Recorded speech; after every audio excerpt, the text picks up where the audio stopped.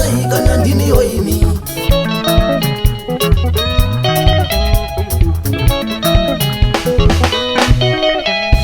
Vanosekerera sevanondida, vanosekerera sevanondida, ndimbuya vangu mufunge mumwoyo mavo masimbe.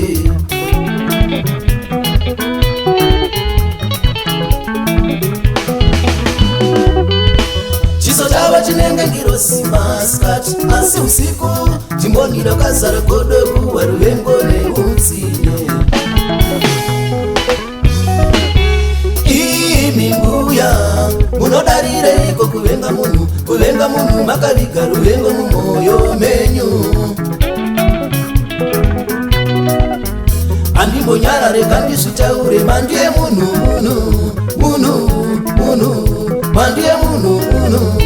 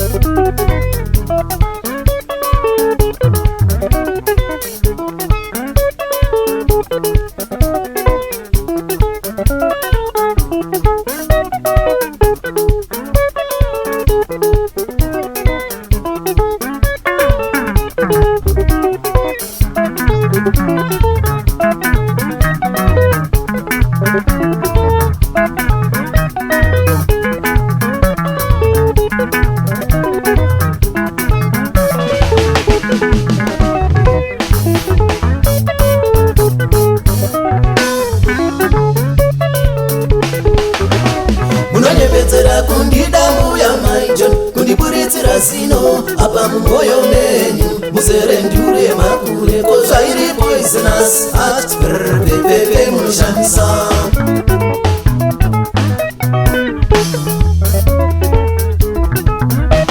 Munonyepedzera kundida mbuya maijon, kundiburitsira zino apa mumwoyo menyu. Muzere ndure makure kozvairi poisonous heart, pepepe munoshandisa.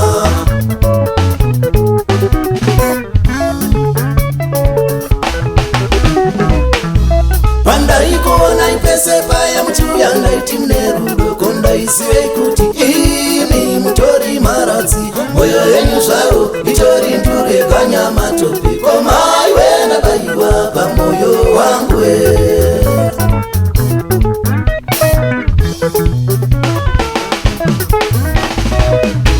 Pandaikuona ipese ndaisivei kuti imi mutori maratsi moyo yenyu zvaro itori nduru yekanyamatope komaiwe ndakaiwa pamoyo wangu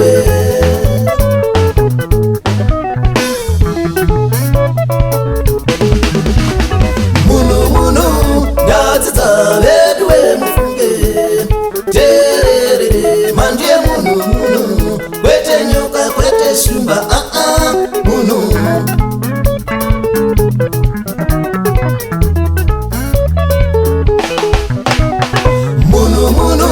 ndadzidza vedu wemufunge tererere mandiye munhu kwete nyoka kwete shumba munhu